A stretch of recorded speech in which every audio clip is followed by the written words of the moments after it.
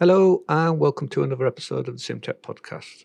I'm your host Craig, and today I'm joined by Finn to talk about an inspiring and innovative project centered around Clarence, a paralysed musician who continues to make a remarkable contribution to the world of music despite his condition. In this episode, we'll explore how Clarence's story has been transformed into an immersive learning experience for students. Using an immersive room technology, the project allows learners to step into Clarence's life to understand not just his challenges, but also his resilience, creativity, and achievements. So let's dive into this conversation about innovation, empathy, and storytelling in simulation.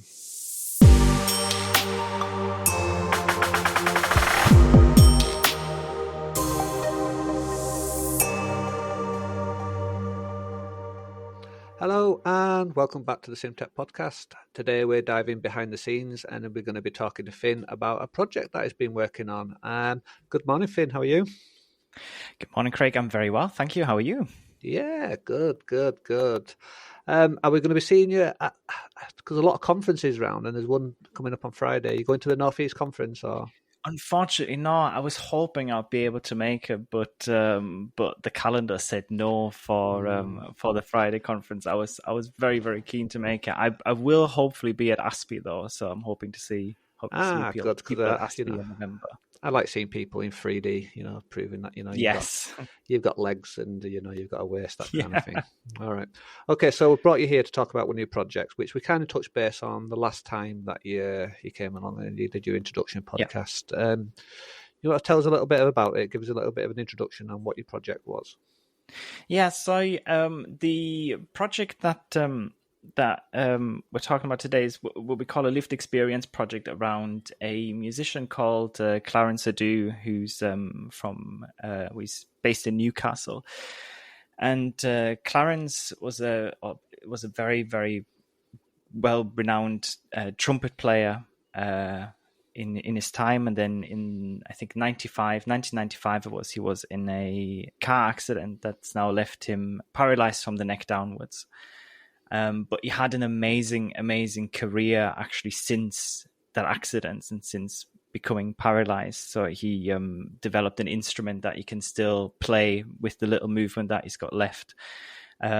He's was instrumental in forming the first para orchestra in the UK, if not in Europe. He's played with Coldplay at the Paralympics closing ceremony in London in 2012. He got an MBE, so he's done amazing things sort of since he's become paralyzed, basically.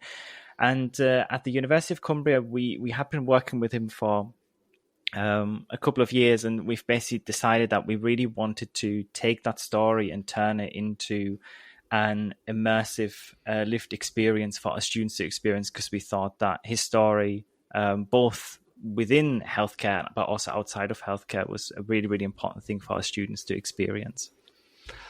I mean, people get paralyzed all the time. I mean, how did you come in contact with Clarence? Why Clarence out of all the other people that this happens to in the world? Yeah, I think so. Clarence had some connections to, I think, a former lecturer at the university, and he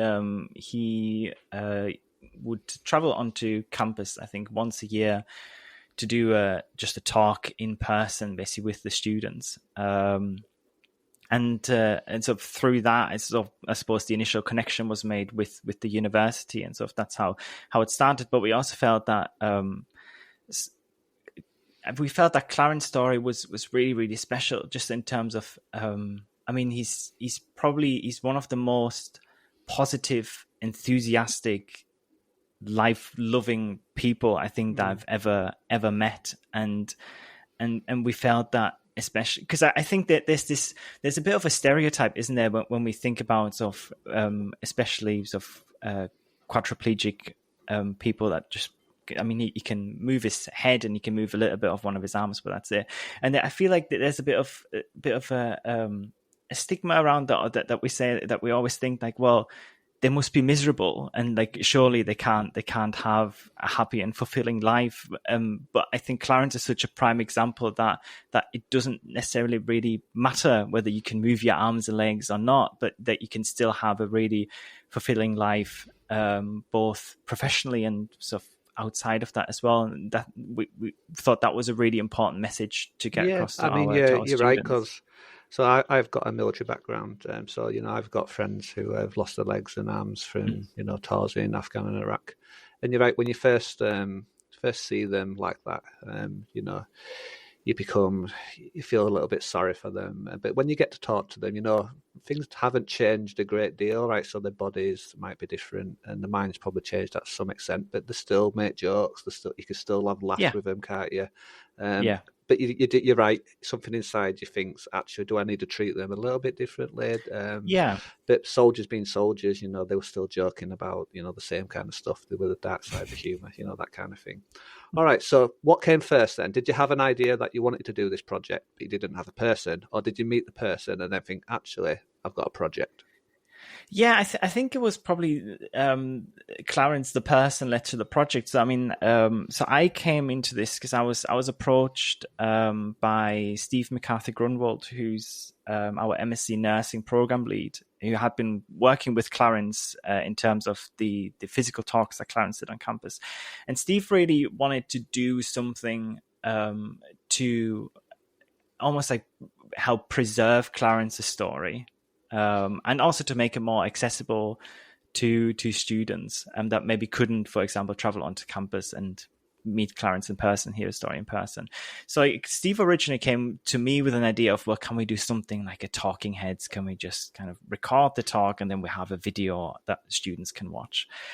But as we were talking about it, and as kind of Steve was telling me about Clarence's story, we kind of thought, well, actually, there's a little bit more of that we can do. And we realized that actually, especially from an immersive simulation point of view, there's actually something here that will be really different and really special and really powerful in terms of an experience that we can create. So it was kind of, we very much built this around Clarence's story, and so Clarence's story led to this final immersive piece. Okay, so going off the back of what you said, you want to do a lived experience of this gentleman's life. How are you going to do it? Are you going to use a VR headset or something similar? Yes, we debated quite a bit about sort of what medium would be best to wrap it in, and what we landed on was we really thought that our immersive rooms would actually be the best medium to capture it. So I'm sure loads of people these days are aware of what an immersive room is, but just in case someone is not, immersive room for us, it's basically a 5x5 meter cube that's open on one side, where we can project life-size projections onto the walls, and we've also got, obviously, you've got sound in there as well, and there's some interactivity on the walls. For this one, we actually chose to not use that interactivity, and it's just kind of a passive viewing experience. And we really, like, the main reason why I think we chose the immersive room over something like VR is so I mean, I love VR, and VR is great for certain things. And VR would have been great if I wanted just to say, right, here's a 20-minute experience of you being Clarence, and I put you exactly in Clarence's shoes, and you experience everything from Clarence's point of view. But what we really wanted, we wanted some flexibility. So we wanted points in the story where you would become Clarence, and we would kind of put you in that first person perspective.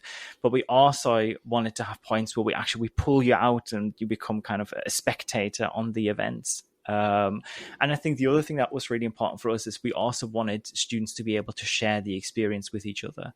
And VR is a very singular experience, which again is great for some projects. It's something that you experience on your own. But with the immersive rooms, because we can put, we put sort of 5 or 6 students together in this lived experience, so they have this communal experience that they share in the moment, and that they can exchange with each other their experiences afterwards as well. Yeah, I mean, it's a really interesting concept that people might not think about, having a selfish, almost individual experience on a VR headset. And you're right, you're more immersed, there's less distractions, you're more focused, aren't you? Yeah, But then no one goes to the cinema on their own, do they? Well, some people exactly. might, but you don't sit there on your Yeah, own watching yeah, this film because it's different with the different people that you go with. You might have exactly. people. Things are funnier as well, aren't there? If you was watching a comedy and you hear somebody else laugh, it Yeah. probably opens you up and makes you more perceptible to Yeah, actually, yeah, I I find mean, that funny as well. I there's laugh as there's a well. reason. There's a reason why you've got laugh tracks Yeah.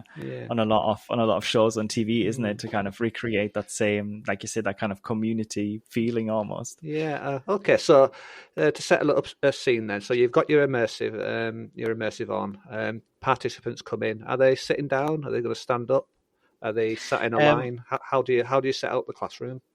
so we sit them on chairs within the immersive space itself. So we're Mhm. just like at the moment we're basically limiting it just with the size of our space. We basically have 2 rows of 3 chairs in there. Um, we can obviously, like, we have trialed it with larger groups where we sit them slightly outside of the actual immersive space, so they're more kind of looking in.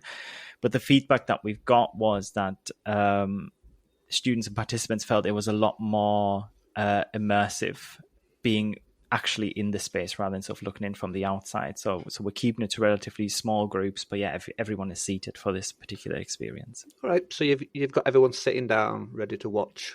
What kind of stuff do they get to see? So what we've basically did is, so we went in and recorded one of the live talks that Clarence did, and that was about an hour and a half long talk that he did with the students, and then we basically went in and cut that talk down to like a 20-minute voiceover. So we really just went in and kind of cherry picked moments and kind of it was about also constructing a narrative within that piece that would make sense and that would have a nice flow to it and that would take the students on the particular journey that we wanted to take them on. So we have this sort of roughly 20-minute long narrative as a baseline that runs all the way through. So it is Clarence telling you So he's kind of all of the different narrating his experiences as it goes yeah along. Yeah. yeah So this exactly. And isn't. then So it's not like a film or anything. Then I assume it's more of a. It's a documentary. The right word? I don't know if it is. yeah, it's somewhere in between, I think, because I mean, obviously, because the other thing that we do, sort of, sometimes we have Clarence visible on the wall, so we've recorded him in a way that we could basically extract him from the footage and just project him in life size onto the walls as well. So for certain things we bring him in, we have the projections appearing. For certain things, he just becomes a disembodied voice, and we then use the walls to recreate those different environments and scenes. For some things, we sort of strip the voice out altogether, and it's just kind of the scenes and the images and the visuals telling you that story, and the audio telling you that story. So it's a bit of a combination of a lot of different things. So yeah, it's somewhere, obviously it's factual. We have taken some very minor creative liberties with some aspects of it from a visual point of view, because you just have to with things like that from a storytelling point of view. So yeah, it's somewhere in between, like I don't know, yeah, it could be a factual documentary. It's a little bit fictionalized in there, so it's a weird little hybrid. Yeah. All right. So then you've got Clarence narrative through. What kind of stuff are they going to see? So we really take the students on a full journey of his entire life. So we start off with his childhood. So he's telling us about sort of his early days, his upbringing, his introduction to music, how he got into the Royal College of Music in London. Can I assume there's some kind of family pictures in the background?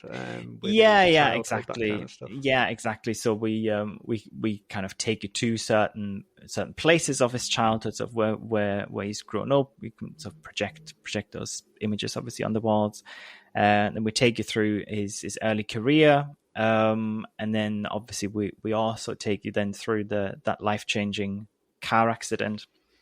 Then we're moving into sort of I think he was he was in hospital for, I think, about a year after the accident. So we sort of picked highlights out of that year, if highlights is the right word, I suppose. In terms of experiences that he had in the healthcare systems, both good and bad. And then for the third act, we then focus on his life after being discharged from hospital, and how he's rebuilding his career, how he's finding that new path for him in music, and it culminates wonderfully with a recreation of what it's like to be on stage with Coldplay at the 2012 Paralympics closing ceremony. Wow. Okay. Well, let's circle back to the car accident. How did you even start to do? Like I say, I'm building up a picture in my head. Let's first start with, what do they see? Is this a point of view from Clarence's point of view in a car and eventually having this accident? Yes. So I really wanted, the one image I always had in my head from the very start of the project was that I really wanted to take the students on that journey in the car as it all happens. So we're not necessarily saying we don't put you in the driver's seat or on the passenger seat. We don't really say you are Clarence or you are a person that's in the car. You're kind of sort of slightly floating behind more third person drivers and passenger seat. Yeah, but you are in that car itself, and you are in that environment. Do you take you through the do you see emotion. Clarence then? Can you look left or right, and do you see them? No. So it was. I mean, it was probably the hardest thing to make and visualize, because you want to create something, obviously, that's very emotionally impactful, because it is such an important bit in Clarence's life. But at the same time, it's a really, really, really sensitive part, I suppose. And you want to make it right. You don't want to sort of overdo it. You don't want to sort of. Yeah, it was really, really hard to find the balance. So what we've basically decided to do is we said we wanted to have a certain sense of realism, but we, at the same time, we want you to have that feeling. We want to have a little bit of artificial feeling in there, so that, because we don't want you to become too emotionally attached to it. We don't want to traumatize anyone. You've got a psychological safety issue here. Exactly. Yeah, I'm already understanding this very fine line of the stuff that you're trying to balance. Is that what you don't want to do? Well, let's say I don't really know what kind of car crash was it. I don't want to say, is it a mild car crash, or is it a car? Is it side impact, or is it a lamppost or a tree? That kind of stuff. So what happened was that I believe it was a failure in the, I think he says the car started to behave slightly strange, and he tried to basically steer onto a hard shoulder and tried to brake, and the car didn't brake. So he shot up a hill on the side of the road, tumbled back onto the road, and basically crashed and landed upside down on the wrong side of the road with oncoming traffic. And basically the impact of that, of him hitting the roof of the car as the car hit the road, basically broke his spinal cord. Okay, so I mean, that's quite a challenging thing to recreate already. Yeah. I mean, one, you've got road safety, you've got pedestrians, all these kind of things. I mean, how did you go about planning essentially a car crash? So the car crash is completely digital. So I mean, it would have been great to physically stage it, but that probably would have been vastly outside my budget. So the car crash, we've basically went into Unreal Engine 5, which is a games development engine. And I've basically went in and just built a virtual road, a virtual car, and then we animated it, and we basically recreated the car accident that way. And it also helped with that, because obviously things can now look extremely realistic in these kind of engines, and you can get a really high sense of realism in there. But it also allowed us to tweak it to a certain extent, so that it feels to a certain extent realistic, but it's not too realistic. It still has the little bit of a sense that it's an artificial environment. So that's what really helped us with that balance. How did you test if you got the balance right? Did you put it in front of the user group, or was it just faculty and getting a feeling for it? It was mainly faculty. So obviously, through the entire process, obviously we worked really closely with Clarence. So everything that we did basically went through Clarence first for approval as well. And we were lucky enough to actually have him at the end of the project physically in the space with us to sort of sign the whole thing off.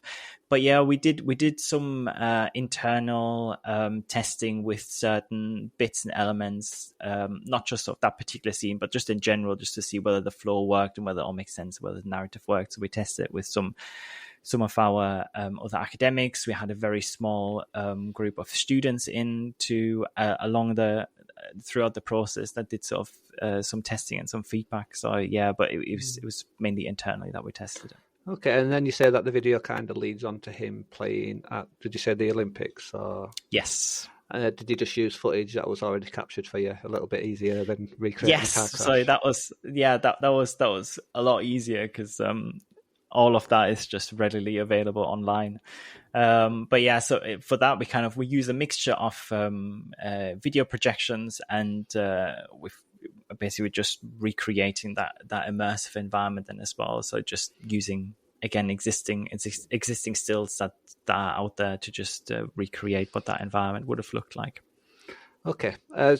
What I'm going to do is I'm going to share a screen and I'm going to put on have a little. I think it's only 1 minute long of Clarence having a little bit of a chat, and we'll talk about it afterwards.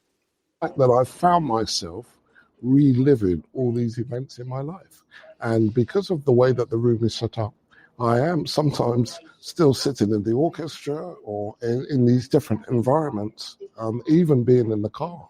I'm hoping that the good and the bad things that have happened to me through the medical side of things over many, many years, that students will realize that they're going to find themselves in a situation that is going to impact in people's lives. And so it can be an opportunity for them to see and take very seriously how important their role is and what a big difference they can make to somebody's world.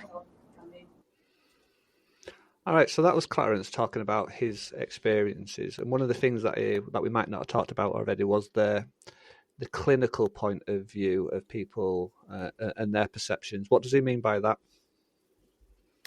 I mean, I think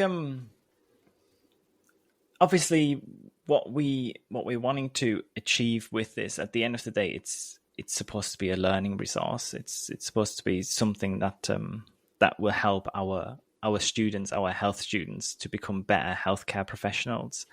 And obviously he, throughout, not just immediately after the accident, but in the years to come, Clarence has been in and out of hospitals a lot, and he's had a lot of different experiences that he can share with the students.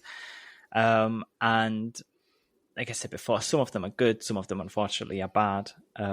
But by him sharing those stories from his point of view, I think what he really wants is he wants the students to listen to those stories and understand the meaning behind those stories and keep that in mind when they are in practice and when they're dealing with patients. And I think something that was really important for us in general with this project was that when students go on placement or in practice and start working with patients, it's for them to realize and remember that those patients are human beings and that they have a past and they also have a future, and that their life continues after that brief amount of time that you will spend with them in practice, and that some of the things that you might do or the conversations that you have with that patient can actually be very influential in terms of how that future is being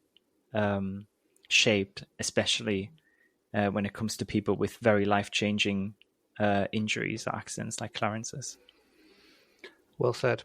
Okay, so after the project was done, did you feel it was successful? Yes, I mean so we've run it with a couple of student groups so far. We're going to run it I think beginning of October with another group. That's the next sort of session that we have with that. And I mean the feedback that we've got from the students was very, very positive. And it was interesting because the very first group of students that we actually had in was a mixture of students who didn't know anything about Clarence's story, but also students that actually knew of Clarence's story and that had met Clarence in the previous year when he was on campus delivering one of the talks. And especially, and even those students that already knew the story and that I heard the story before, commented afterwards of what a different experience it was for them and how different it felt and how much more they felt connected with that story, how much more they could sort of engage on that emotional level with that story. So from that point of view, yeah, we think it's been a success. What did Clarence and his family think of it? I know Clarence is very, very happy with it. And he said in that little clip there, and he said it to us throughout. I mean, he said it was very surreal in places for him as well, because he found himself looking at it from the outside in, and at places he said he kind of forgot that it was actually his story, and he almost experienced it as if it was someone else's story. So I think Clarence is very, very happy with what we did and how we interpreted the story, which is a great relief. Which is a great relief to me, because that's obviously one of the really important things as we wanted to do justice to Clarence. For me, I think that's probably the biggest factor of success in it, is if he is completely happy with it. And a little bit of me worries inside is like, oh my God, he's reliving this horrific accident in his life. Hopefully things are not PTSD, if nothing's going to kick in. But because you've tried to put all these psychological safety things in, and you've weighed it up, and you haven't made it too dramatic or like that. And I mean, Clarence has been always, like, he's been great to work with, and he was, a lot of the times, he was the one who wanted to push it further, and he was so sharing with everything and anything, especially around that accident. And like, it was, he says I think at this point he's just told the story so many times, like, he doesn't really mind talking about it. But he really he was really open with sort of going in as much detail about what he remembers from it as we needed to. And I think it was also important for us, again, to also focus on kind of what's important for him in this story. So obviously he's a musician, so music's really important to him. So actually throughout the entire piece, we use music a lot, and we use sound and audio a lot. And actually every piece of music that you hear in the piece is either music that Clarence himself composed, either music that he's performed himself, or music that's just really, really special to him and that he connects with certain bits in his life. So, for example, going back to the accident, he remembers exactly what song played on the radio the moment the accident happened. So that's something that we put in the piece. Was that, and that was, I think that was one of the biggest notes that he had through the entire piece, that he said, we have to put that song in, because it's such a vivid memory for me. So that's what we did. So basically what you hear of playing on the radio in the car is exactly what Clarence heard. Well, you gave me goosebumps a little bit there, because I think, I mean, well, the music and the sound of all kinds of videos is really important, and even more that you've made it, have a reason, not just putting it in because it sounds good, but actually having an emotional response to it is brilliant. So what courses do you show this kind of stuff on then? Is it people that just want to come in for a one-time experience, or is it built into a curriculum or like that? So it's currently built into the curriculum of our MSc nursing cohort, because obviously that's what Steve's background is, and that was the intention when we developed it. But the resource is now available to all of our courses across our Institute of Health. So, and we think everyone will have a benefit from it. So any of our nursing students, our paramedics, our physios and OTs, everyone will have some kind of connection to it. Even probably our psychology students will have some benefit from seeing it. We're in talks at the moment so we've just opened a new medical school at Cumbria in partnership with Imperial College London.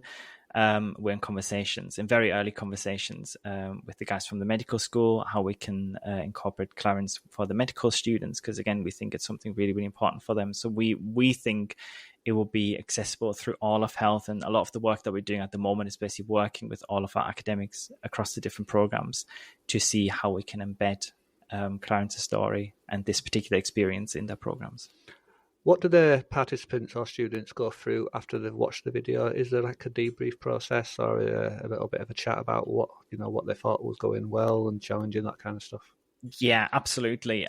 So it's obviously really important to do that big debrief with the students at the end. So the way the session is currently structured is so they get a little bit of an introduction, then they sit down, we watch the entire piece in its entirety.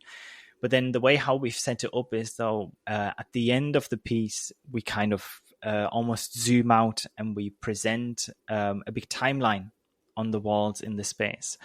So then during the debrief and during the conversations that the academic will have with the students, they can actually dive back in to any of the individual chapters. So if they want to rewatch a certain little snippet, they can literally just tap a symbol on the walls and just play that little sort of 1.5 minute snippet. And then we've put a couple of extra little bits and bobs in there as well that we just physically couldn't fit into the piece for pacing reasons, for narrative reasons, but we still think are quite important. So it's almost like little deleted scenes, so to speak, that you can sort of access in that timeline.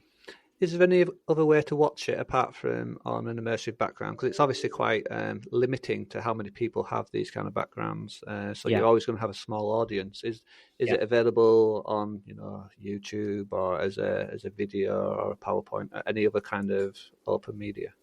Yeah, so at the moment it is only available in the immersive room. The main reason is basically we developed it for that, and it was developed for that specific medium, and it would be very difficult, I think, to translate it and for it to have the same impact if it would be consumed in any other way, like just on a desktop or anything like that. So we are very aware of kind of the limitations, but at the same time, we feel like this is the only way of how this story can be told or should be experienced. So what next then for your lived experiences? Is there anything else on the cards? So I mean, we're hoping that this is going to be the first of a few similar lived experience projects that we're going to do. We are in very early conversations about what story we want to do next. We're slowly honing in on a story that we feel would again do something really add something really different for our students. So it's just about kind of figuring out, going through all the details of is this the right story to tell, like how is it all going to work, but also I think one of the other pieces of work we're doing at the moment is working out how we can streamline the process a little bit more as well, because I mean this was a long project. This was a 15-month project that we're working on, which I mean it's great to have that amount of time, being able to dedicate that amount of time, but partially to a specific project, but obviously it's not from an economical point of view, it's not necessarily ideal, isn't it, to only deliver one of these every 15 months. So we're trying to basically a 20-minute presentation. Yeah, it's like the big counters how we can streamline it, how we can sort of cut that time down to maybe like a 6-month period, so we can just develop these a lot faster. Brill. All right. So where can we see this work then, Finn, if we want to know more about it? So very hot off the press. So Steve and I are going to do a poster presentation at ASPE actually about the Clarence piece. We are also, hopefully, fingers crossed, we're working together with Generate to hopefully be able to show the entire piece at ASPE at Generate's booth. So if you are at ASPE and you're interested in this, you want to find more about this, please come and see our poster presentation. Please come and talk to both of us afterwards. More than happy. We'd love to chat with anyone more about this, but also come and see us at the Generate booth at some point over the course of the conference if you want to see the full thing. Brill. Well, thank you very much for joining me today, Finn. Anything that you'd like to add before we close? Thanks for having me on again. It was great being on again. Great to have the platform to talk about this and talk about what I'm passionate about. So there's like I say, there's loads of people in your position that's doing loads of great work, and especially for projects like this, which are specifically very hard to share. What we're trying to do here is we're trying to paint a very visual picture through words, so it might be kind of hard to visualize. But there are certain articles out there as well, and a few YouTube clips that people can get a flavour on. But is it possible for, if someone was interested, to come to your centre and maybe book a little bit of time where they could experience this? Yeah, absolutely. I'm more than happy to have anyone around at the university to talk more about this, or if they want to watch the piece as well. So yeah, anyone, please do get in touch with me. Best way to contact me is via email, just via fin.drude, that's fin.drude, then at cumbria.ac.uk. Yeah, and like I say, I'll put your contact information in the description, or people can just reach out to me and I'll pass your details on. All right, Finn, well, thank you for joining me today, and I'll almost certainly see you down at Aspie in real life in 3D. Excellent. Looking forward to it. Thanks, Craig. And that brings us to the end of this episode of the SimTech podcast.